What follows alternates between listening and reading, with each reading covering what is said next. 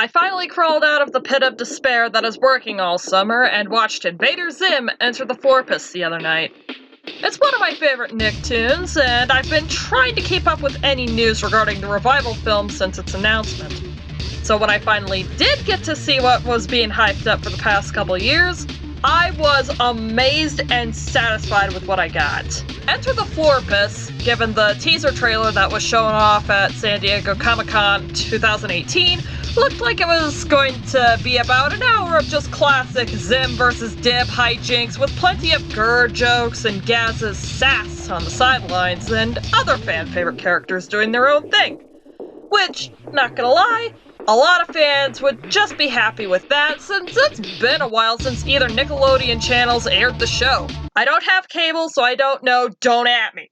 And yeah, there's a lot of the classic Zim shtick in there, but Enter the Florpus actually goes for a grand adventure with a bit of a story to it in addition to the absolute chaos going on.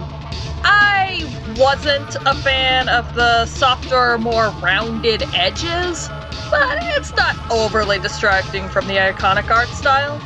And speaking of, I love the fact that it switches to different art styles as the characters get closer and closer to the space anomaly that is the titular Florpus. The movie even opens drawn in a shonen anime style reminiscent of JoJo's Bizarre Adventure. It's just beautifully hilarious and glorious, what more can I say? This movie is also an absolute riot, packed with plenty of jokes and humor. Some of them didn't get much of a chuckle out of me, but there were plenty that did, and I appreciate that. The part where Zim was just pretty much channeling Jim Carrey's Grinch at the start after luring Dib out left me in stitches, not gonna lie. And the fact that Professor Membrane is actively involved with the plot but thinks he's just hallucinating is frustratingly hilarious. Yeah, I could definitely get a couple memes out of this one, including one I feel I am obligated to spam as I am a geology major and thus entering the science community. Not scientifically possible!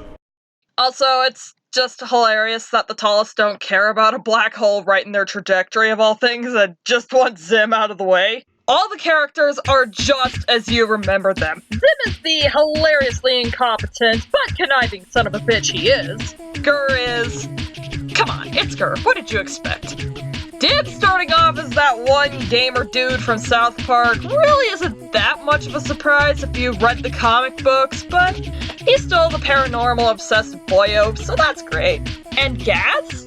She's still the snarky and violent goth we know, but fleshed out really well here.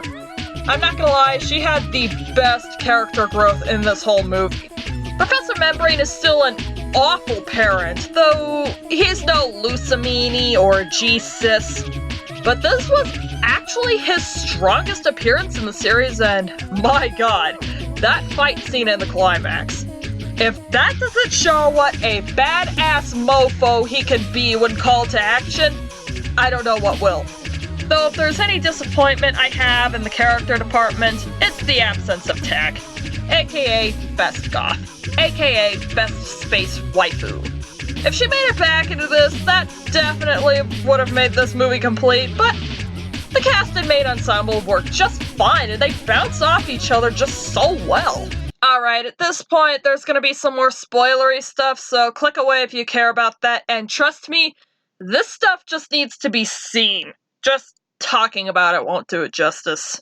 Now, the story isn't all that deep. In fact, no plots in Invader Zim intend to go the feels route, but it's fun, for a lack of a better term.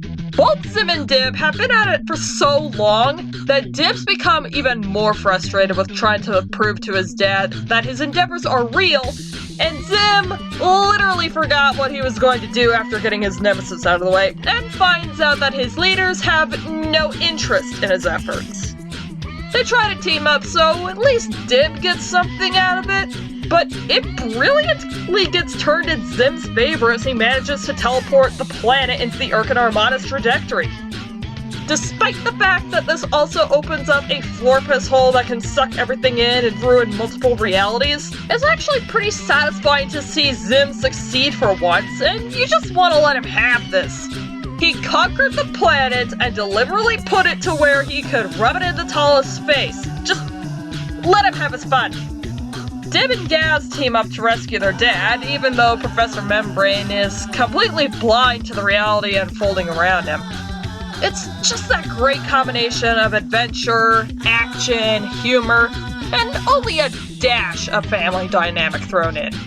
Like I said, I don't go to the series for deep and compelling themes, but the family stuff works here, and as long as you don't get your hopes up about Professor Membrane accepting his son's passion about investigating the paranormal, it's pretty nice to see. And yes, seeing the tallest have to deal with the repercussions of refusing to steer around the Florpus hole is hilariously cathartic.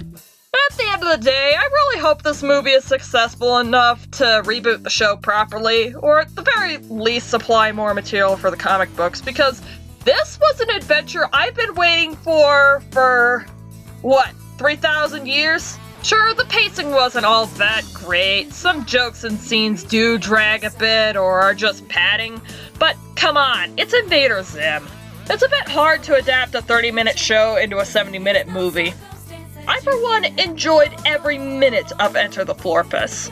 It's a well-animated, hilarious, epic, and absolutely fun ride filled with iconic characters and paranormal oddities. If you want a score for this, I give it a solid 8 out of 10. Great experience, just needs more tack and some tightening up in the script department. Maybe I'll do a full review with more detail in the future, but don't hold your breath. I'm a working college student, sue me.